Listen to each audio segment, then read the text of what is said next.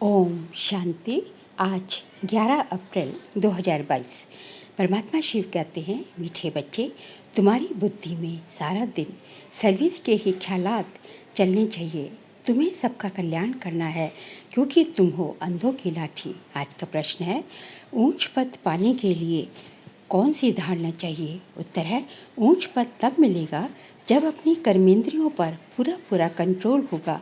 अगर कर्मेंद्रियां वश में नहीं, चलन ठीक नहीं, बहुत अधिक तमन्नाएं हैं, लालच है, तो ऊंच पद से वंचित हो जाएंगे। ऊंच पद पाना है तो माता पिता को पूरा फॉलो करो, कर्मेंद्रिय जीत बनो। आज का गीत वजह है, नयनहीन को राह दिखाओ प्रभु। ओम शांति। प्रदर्शनी के लिए गीत बहुत अच्छा है, ऐसे नहीं प्रदर्शनी में रिकॉर्ड नहीं बजाए जा सकते, इस पर भी तुम समझा सकते हो, क्योंकि पुकारते तो सब हैं परंतु ये नहीं जानते कि जाना कहाँ है और कौन ले जाएगा। जैसे कि ड्रामा या भावी वश भक्तों को भक्ति करनी है, जब भक्ति पूरी होती है तभी भगवान आते हैं। कितनी दर दर भटकते हैं, मेले मलाखड़े लगते हैं, दिन प्रतिदिन वृद्धि को पाते जाते हैं। श्रद्धा से तीर्थों पर जाना भटकना चलता ही आता है। बहुत समय हो जाता है तो भी गवर्नमेंट स्टैंप आदि बनाती रहती है, साधुओं आदि के भी स्टैंप बनाती है, बर्थडे मनाते हैं। ये सब है रावण राज्य का या माया का भक्का। उनका भी मेला मलाखड़ा चाहिए। आधा कल्प से तुम रावण राज्य में भटकते रहे, अब बाबा आकर रावण राज्य से छुड़ाए राम राज्य में ले जाते हैं। दुनिया ये नहीं जानती कि आप ही पूज्य, आप ही पुजारी, ये किसकी महिमा है। पहले 16 कला संपूर्ण पूज्य रहते हैं, फिर 2 कला कम हो जाती है तो उनको सेमी कहेंगे। फुल पूज्य, फिर 2 कला कम होने से सेमी पूज्य कहेंगे। तुम जानते हो पुजारी से फिर पूज्य बन रहे हैं। फुल पूज्य है सतयुग में और सेमी पूज्य है द्वापर में, सेमी पूज्य है त्रेता में। अब इस कलयुग के अंत में हमारी पुजारी बनने का पाठ खत्म होता है। पूज्य बनाने लिए बाबा को, भगवान को आना पड़ता है। अब भगवान विश्व का मालिक बनाते हैं।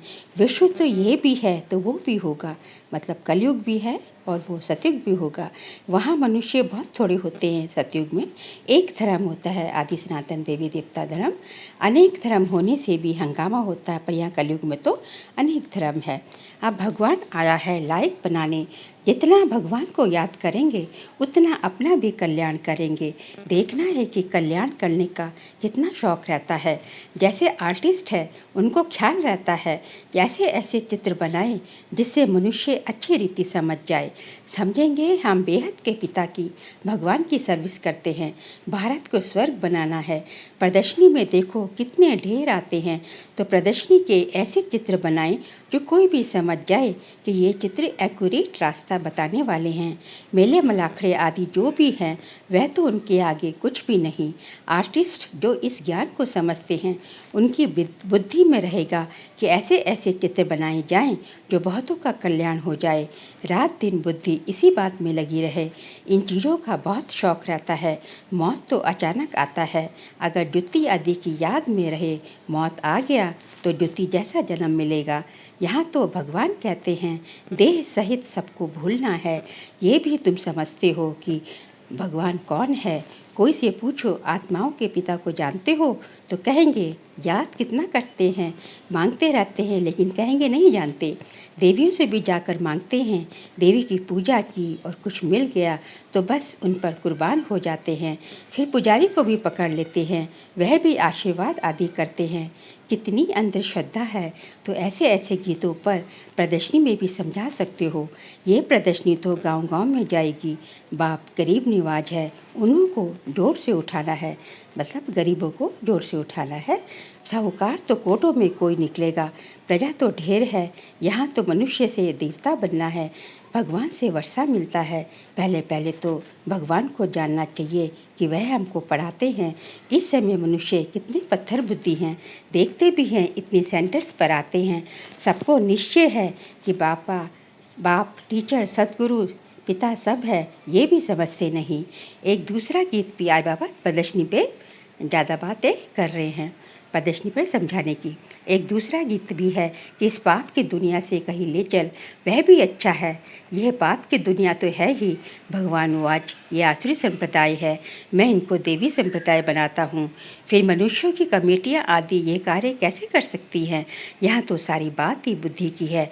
भगवान कहते हैं, तुम पतित हो, तुमको भविष्य के लिए पावन सो देवता बनाता हूँ। इस समय सभी पतित हैं। पतित अक्षर ही विकार पर हैं। सतयुग में तो वाइसलेस वर्ड था, मतलब पावन वर्ड था। ये है विशेष वर्ड, पतित वर्ड। कृष्ण को 16,108 रानियाँ दे दी हैं। ये भी ड्रामा में नूंद है। जो भी शास्त्र इत्यादि बनाए हैं उनमें ग्लानि कर दी है। भगवान जो स्वर्ग बनाते हैं उनके लिए भी क्या क्या कहते हैं। अभी तुम जानते हो कि बाबा हमको कितना ऊंच बनाते हैं, कितनी अच्छी शिक्षा देती हैं। सच्चा सच्चा सत्संग ये है, बाकी सब है झूठ संग। ऐसे को फिर परमपिता परमात्मा आकर विश्व का मालिक बनाते हैं। बाबा समझाते हैं, बच्चे तुमको अब अंधों की लाठी बनना है, पर जो खुद ही सज्जे नहीं हैं तो फिर औरों की लाठी क्या बनेंगे। मतलब जिन्होंने खुद ही ज्ञान नहीं लिया, जिन्होंने खुद ही जो है ज्ञान रूपी, इनके पास तीसरा नेत्र नहीं है, ज्ञान का नेत्र नहीं है, तो औरों की लाठी क्या बनेंगे। भल करके ज्ञान का विनाश नहीं होता।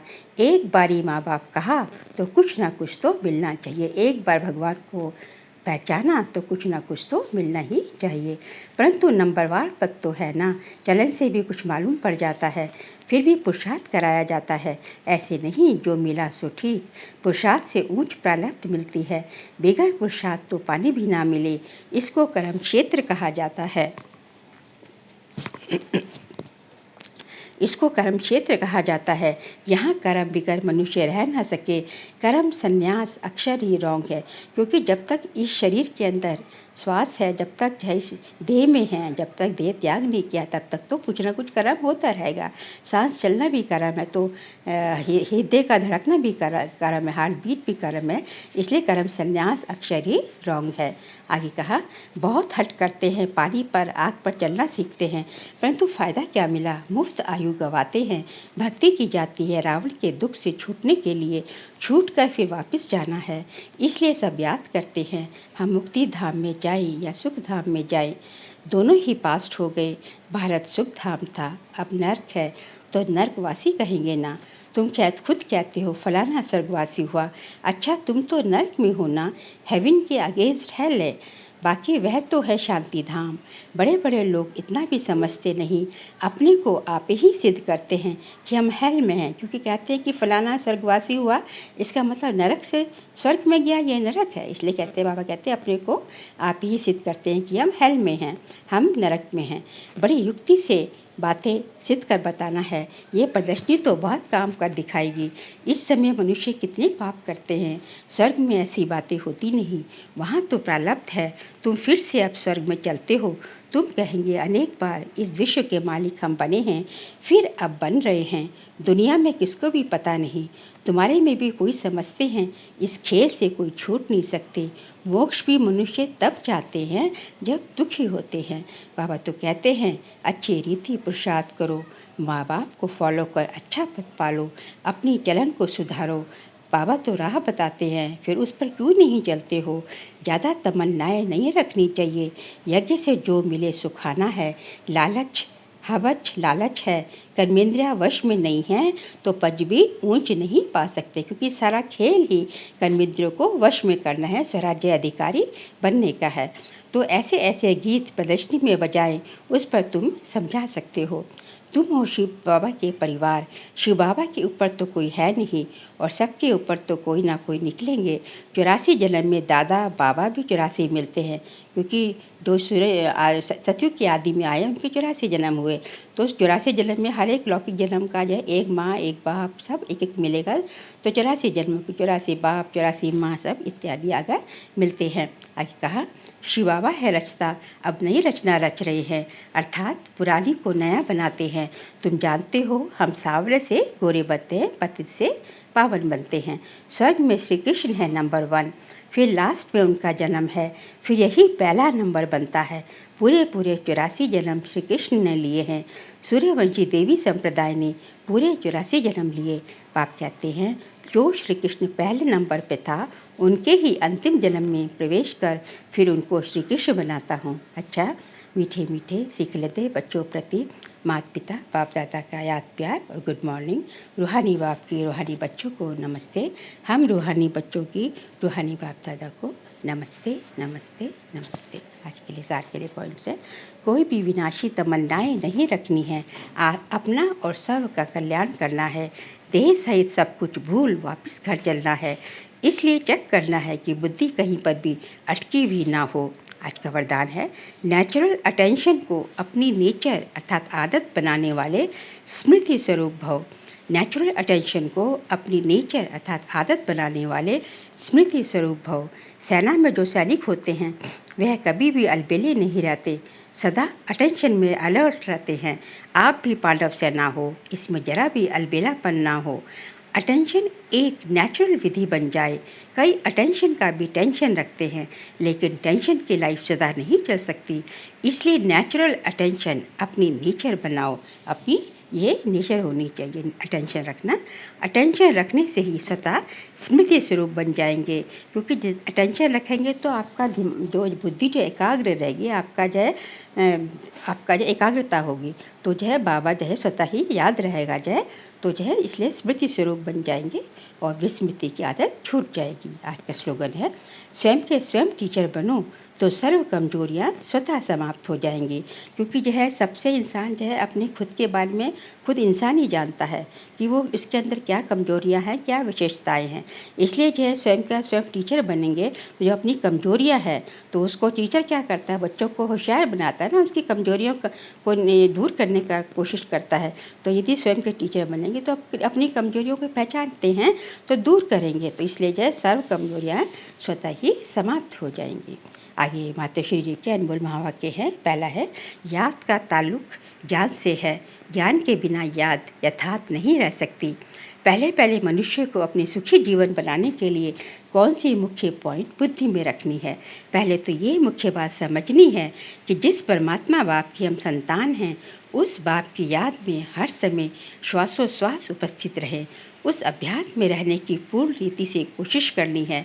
अब श्वासोश्वास का मतलब है लगातार बुद्धि योग लगा रहे, जिसको निरंतर योग अटूट अजप्पा जाप याद कहा जाता है। ये कोई मुख से जपने वाली याद नहीं है और ना कोई मूर्ति सामने रख उसका ध्यान करना है, परंतु ये बुद्धि योग द्वारा याद रखना है। अब तो याद भी निरंतर तब रह सकेगी जब परमात्मा का पूरा परिचय हो, तब ये ध्यान पूर्ण लग सकेगा। परंतु परमात्मा तो गीता में साफ कहते हैं, ना मैं ध्यान से ना जप से मिलता हूँ और ना मेरी सूरत को सामने रख उनका ध्यान करना है, परंतु ज्ञान योग द्वारा परमात्मा को पाना है। इसलिए पहले चाहिए ज्ञान। ज्ञान बिगर याद कायम नहीं रह सकती। याद का ताल्लुक है ही ज्ञान से। अब ज्ञान से चाहे मन से कल्पना करें व बैठकर दर्शन करें, अगर उस देखी हुई चीज का भी पहले ज्ञान होगा तभी योग और ध्यान ठीक लग सकता है। इसलिए परमात्मा कहते हैं, मैं कौन हूँ, मेरे साथ कैसे योग लगाना है, उसका भी ज्ञान चाहिए। ज्ञान के लिए फिर पहले संग चाहिए।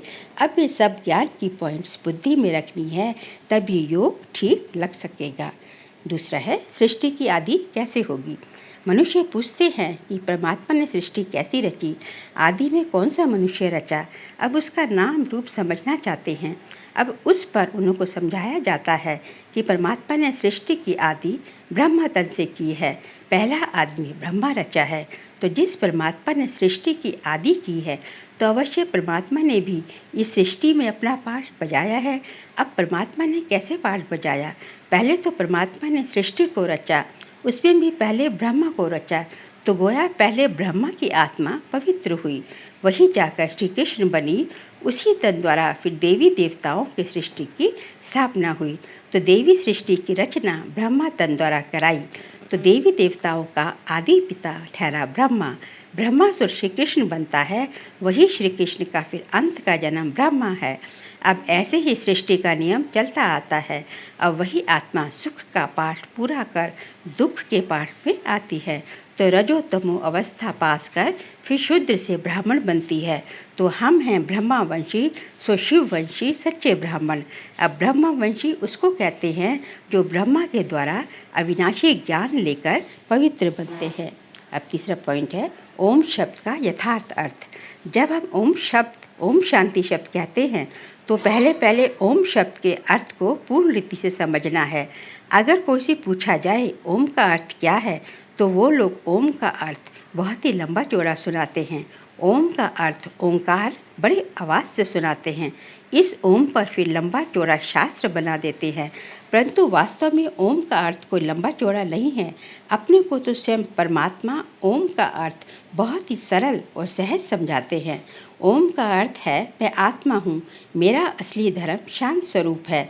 अब इस ओम के अर्थ में उपस्थित रहना है। तो ओम का अर्थ मैं आत्मा परमात्मा की संतान हूँ। मुख्य बात ये हुई कि ओम के अर्थ में सिर्फ टिकना है, बाकी मुख से ओम का उच्चारण करने की जरूरत नहीं है। यह तो बुद्धि में निश्चय रखकर चलना है। ओम का जो अर्थ है उस स्वरूप में स्थित रहना है। बाकी वह लोग भल ओम का अर्थ सुनाते हैं मगर उस स्वरूप में स्थित नहीं रहते। हम तो ओम का स्वरूप जानते हैं, तभी उस स्वरूप में स्थित होते हैं। हम ये भी जानते हैं कि परमात्मा बीज रूप है और उस बीज रूप परमात्मा ने इस सारे कल्प रूपी सृष्टि झाड़ को कैसे रचा है, उसकी सारी नॉलेज हमें अभी मिल रही है। अच्छा, ओम शांति।